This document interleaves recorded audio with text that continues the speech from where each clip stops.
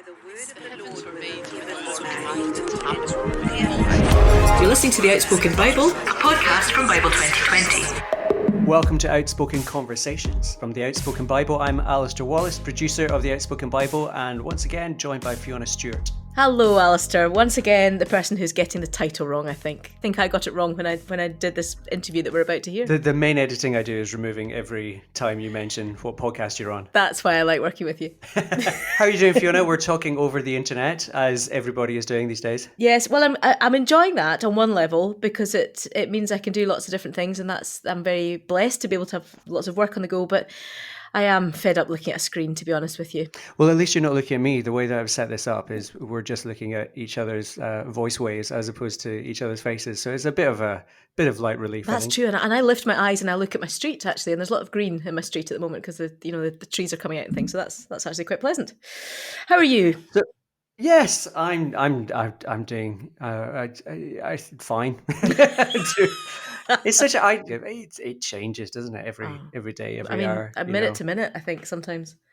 Exactly. It's just, yeah. Exactly. But it's interesting that no matter who you call, we're all going through something similar. Every situation is unique, but it's all kind of in the same sphere. Yes, and I like to think there is a bit more grace for one another. I think I do notice that people are being a bit kinder and a bit more tolerant of one another, I hope. Now, Fiona, we're back on Outspoken Conversations, and up until now, you've been on your bike, cycling around the country, meeting people, but no longer. Those days are over. Those days are over for me, Alistair. We've had to shift the way that we make new friends on the Outspoken Conversations, haven't we? Yeah, we have. And in fact, in this episode, we're going to be talking to an old friend, actually. That's right. We decided that we would speak to the CEO of the Scottish Bible Society, Elaine Duncan. I mean, she's been angling for a conversation for some time now, so we thought we'd give in the current season. But we're doing something a little different, aren't we? It's the same, it's a conversation about the person, about the Bible, but we're trying to line them up with the verse of today. So today, if you're listening to this the day it comes out, and you might not be, we're looking at the passage in the Bible 2020 app from Isaiah 53. In the conversation, you and Elaine just kind of did what we hope people are doing with the Bible 2020 app. You're reading it and then you're having a wee chat. Is that right? Yeah, absolutely. And I think that's a really interesting way to approach it, Alistair, because I think the danger, although Bible 2020 is a fantastic resource for this season, the danger is it can become a bit of an individual exercise that I read the verse and that's it, I've done it. But you're right, if we can then keep the conversation going with other people who are also looking at the same verses in the same day, then that's just a much richer experience, isn't it? Just to be able to talk about what God is saying to us, not just to me, but to us each day. Well, shall we get into it? Do you want to tee up the interview? I'd love to. Well, this is my conversation with my old friend and the CEO of the Scottish Bible Society, Elaine Duncan.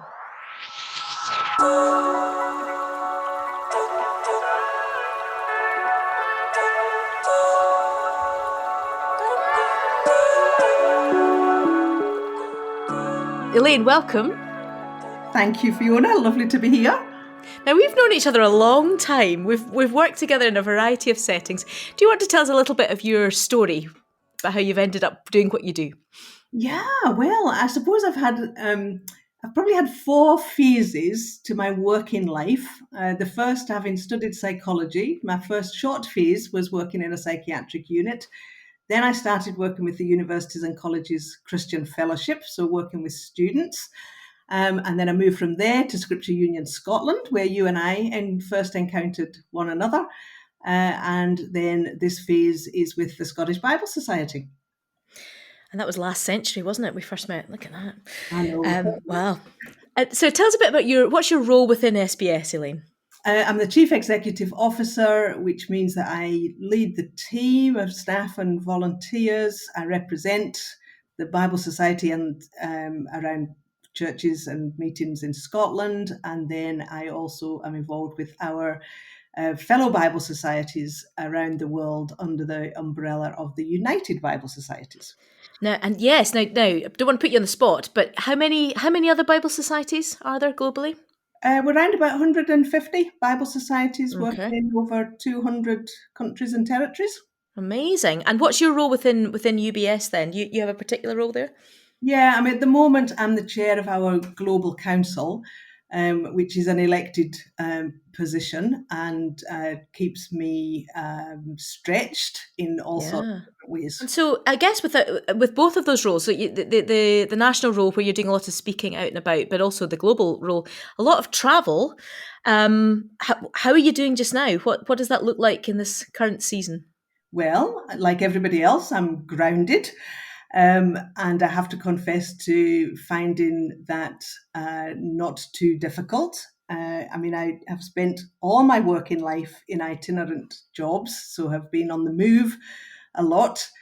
And so here I am at home, and I'm coping amazingly well. I mean, I'm an extrovert as well, but I live on my own. And but I think because of technology and because of being able to interact with people throughout the day and then friends and family in the evenings, I haven't found myself feeling lonely. I haven't found myself having itchy feet to go and jump in the car or jump on a plane, which obviously you can't do at the moment.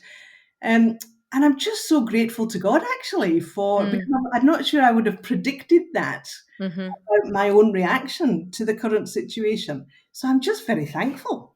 That's good. That's good. And what are you enjoying most? The daily allowance of exercise. Okay. How I are you mean, doing? What are you doing with that? well, I walk or I run.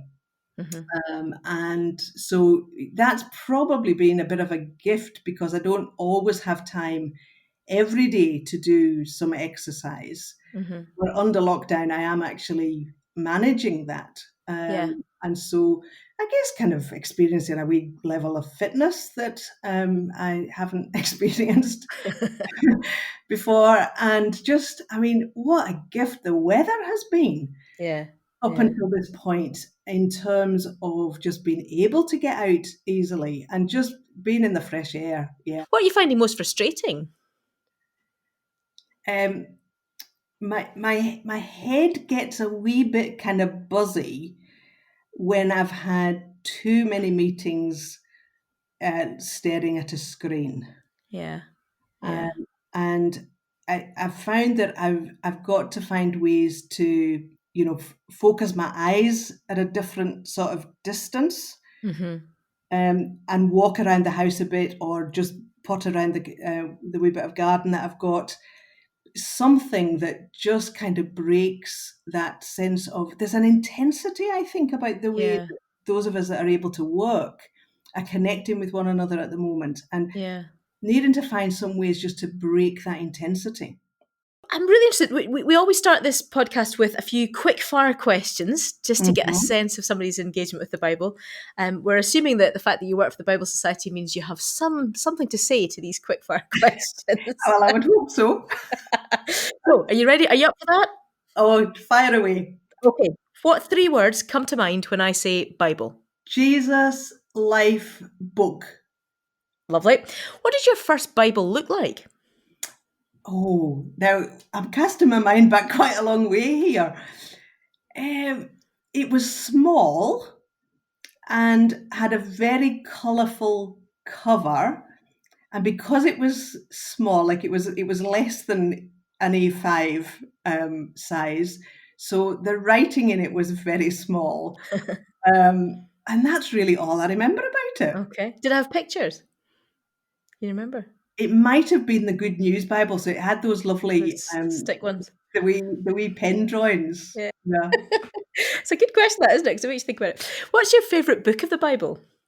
Oh, that's a hard one to answer, Fiona. But actually, because the Bible is full of so many different types of literature, I find it really hard to say which do I like best. But Mm-hmm. you're forcing me into the question. I don't want to dodge it. So let's go for Luke's Gospel. I like Luke because he gives an account of Jesus's life with a focus on Jesus's engagement with um, outsiders, with the marginalized, Luke probably has more stories about Jesus eating with people than any of the other gospel writers. And it's one of my great fun things in life. I like to eat. And so I just find Luke's gospel very engaging. And, I see one of the pivotal verses in it when Jesus encounters Zacchaeus up a tree. Zacchaeus, the tax collector. And that's he ends that little Luke ends that little incident with the words from Jesus that he came to seek and save those who are lost. And actually, there's something in that, I think, that almost sums up the message of the Bible. Where's your favourite place to read the Bible? Do you know, I quite often read the Bible in bed before I get out of bed in the morning. I quite like sitting in my downstairs room looking out over some trees. That's a nice kind of peaceful place to read the Bible. Sometimes read the Bible on the train when we're traveling. I read the Bible on planes. So I do have a variety of places where I end up reading the Bible. But I guess that seat down in my downstairs lounge is one of the favourite places. Brilliant. Fantastic. And how often do you read the Bible, Elaine? Well, it's usually at least once a day. I tell people I'm not religious about it, but because it is a source of life, and because it's key in enhancing my relationship with the living God, then I do try to engage with the Bible every day. And because of my work, then I'm often engaging with it more than once in the day. I'm not one of these very routine kind of people who, I have friends who would, maybe do a kind of morning and evening devotional time, and they're very good at sticking to that. And that's just not how I work, really, how I function. I love listening to them talking about it, but it always leaves me feeling guilty. Oh, but you shouldn't, you see, because it's different for different people and different styles, isn't it? I know, exactly. So that's why I want to be honest and say that actually it's not my style. It's just, I think because of the nature of my working life over so many years, actually on the hoof is often how I'm doing life and doing the Bible.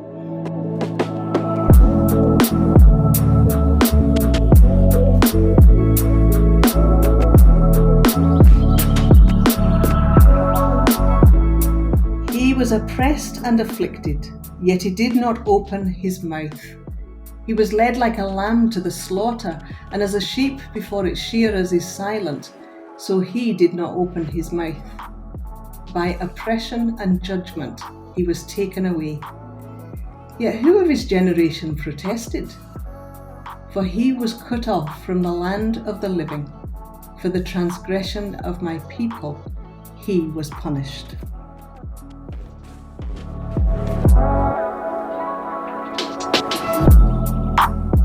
These are words we often associate, I think, with Easter, don't we? The idea of the lamb to the slaughter. Do you think there's a particular relevance to why we've ended up reading those verses here today in our current situation? Yes, I think the Bible 2020 question around Easter was interesting because, of course, different church traditions around the world celebrate Easter at different points. Now, whether you're Protestant, Catholic, Orthodox, and so the Orthodox Easter Sunday was a week after the one that we celebrated here in Scotland. So I think that's partly why some of these Easter type readings are stretched over a longer period of time. But also, these verses in Isaiah in what we are known as the servant songs and prophecies that are pointing forward towards Jesus and Jesus's mission. do you know, I mean, they're just relevant at any time of the year. And I think it's interesting that these particular verses about oppression and being afflicted and the servant's response to that, which was silence. Mm. I mean, do you not feel, Fiona, that there's something in that that we can learn for how we're having to live today? Mm. You know, so in our kind of lockdown situation, if our approach is to actually want to kind of burst out of it all the time, then we're just going to increase our sense of frustration and angst and maybe anger. And yet here we have the model of the person who we know is this servant is looking forward to Jesus. It's talking about Jesus. Mm-hmm. And there's something that we learn in how Jesus faced his affliction. There was purpose in it. There was mission in it that allowed him to walk steadily through an arrest and a mockery of a trial, and then the crucifixion. I think that's really helpful. Really struck at the moment. There are a lot of people trying to make sense of what God is doing, and I think we can be quite quick to try and explain and make sense often, can't we? And sometimes we have to sit with things. Mm-hmm. And you know, there are all sorts of questions that we find we have, but we don't always get answers to our questions. And another of the verses that I keep coming back to, I think it's in Philippians, where Paul says, "May the peace of God, which passes understanding, keep your hearts and minds in Jesus Christ." Mm-hmm. And peace that passes understanding. So peace that actually goes, peace almost that is better than understanding and having the answers to all our questions. Yeah. And that's the peace that really can only be a gift from God. Mm-hmm. Yeah, and I think I think what we read in these verses that we've read here today as well is that this is a God who is not remote from understanding how we feel in that situation, is he? He's a God who is he's right at the heart of understanding what suffering is because he's endured it himself. Yeah. So maybe that speaks into it too, doesn't it? Yeah, and I think what Jesus does for us in identifying with us as a human being. But actually, so there's the identifying with us, but then there's actually, he does this on our behalf. Mm-hmm. You know, so this suffering was not meaningless. And I think because of what we can see about the suffering that Jesus went through and that these verses actually kind of highlight and illustrate, I think that can leave us with a confidence that under God, our own suffering is never meaningless. Yes. We may not know what God is doing. We some people are often quite quick to say, well, what's God teaching you in this? And I'm not sure that's the kindest question to ask. No, and it begins to stray into something that feels quite an unhelpful understanding of God's character as well, doesn't it? Yeah. As though somehow God is just sort of sitting waiting for us to learn things and then we'll lift suffering, but that's not the God I understand certainly from these verses actually. Yeah, and it's the same if you've got a friend who's going through. I mean, I know that one of my kind of approaches to life is I often want to fix things. But sometimes over the years I've had to learn that actually sometimes you just need to keep your mouth shut and sit with somebody who is suffering. Not try to say the right thing, not try to fix things, not try to suggest there's a way out of this, but actually just to be there. Yeah. And I think the Bible again and again describes that is God's approach and attitude towards us. He's with us. It's companionship. That's very, very helpful to think about, isn't it? And I guess an encouragement to people today who might be really kind of doubting where God is in the mix of all of this that we as individuals and society are facing. I wonder, just as we kind of draw things to a close, I was quite interested in your global perspective on things. So you talked at the beginning about UBS and your involvement globally. Are there any stories you can tell us of what's happening in Bible societies in other parts of the world that would maybe encourage us in the UK? Yes, I mean, I think one of the first things I'd want to say, Fiona, is that, for many of our Bible Society colleagues in other parts of the world, the challenge of the coronavirus is on top of very challenging situations that they were living with anyway. Yes.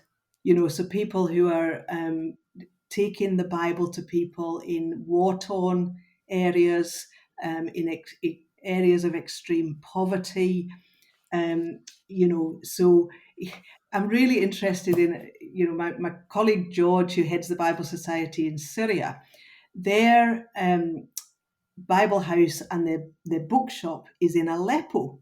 Mm-hmm. So for 9 years, they have lived in a war-torn city, and they have kept going.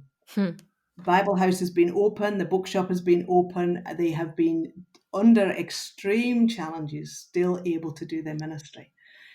And coronavirus has closed them down. And that's just, what a sad irony. Yeah. That they've kept going through for so long, and yet the coronavirus pandemic has meant that they've had to close. But they're still working. They're so creative and just finding ways to still get the Bible into the hands of people who want it because they're looking for hope. Mm-hmm. And I've just been I'm always inspired by my colleagues in different parts of the world. But I think, for some that they don't have the same level of internet activity or connectivity that we have. So trying to put things online is much more difficult for them. People Mm-hmm. having to really rethink, how do we do Bible ministry? And this is where the Bible 2020 initiative has been such a gift, really. Mm-hmm.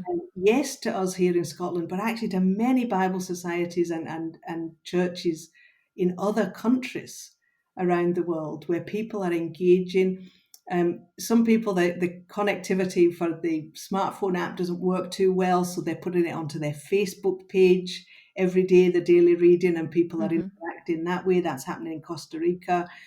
Just lots of different ways. And I think all of us were having to turn to the Lord to say, help us figure things out in a new way here. I think we become very insular. I think in times of crisis, we become very insular, don't we? And so it's helpful to have that global perspective. And maybe there's something, as we walk through something, we actually begin to identify a little bit more with, like you say, the realities of what has gone on for a long time in other parts of the world. And even going back to the verses in Isaiah 53 that, they're very meaningful to us, but actually these are the types of verses that are often even more meaningful to our brothers and sisters in Christ who are living in quite pressurized situations anyway. Yes. Even before the coronavirus came. Indeed. Elaine, thank you so much for giving up time from your running schedule and your your sunshine schedule to speak to me. I mean, maybe later in the year you could come back again. I'd love that. And chat to me a bit more. It's always good to talk to you, Fiona. That's my top skill, talking. Mine too. That's great. Thank you so much. Thank you. Well, thank you very much to Elaine for joining me for that conversation. Such a treat to be able to have a chat with her. The idea is that these conversations are going to be released every Monday, and we hope that will kickstart people's Bible reading with Bible 2020 through the course of each week. In the meantime, thank you so much for joining us, and we look forward to speaking to you next week.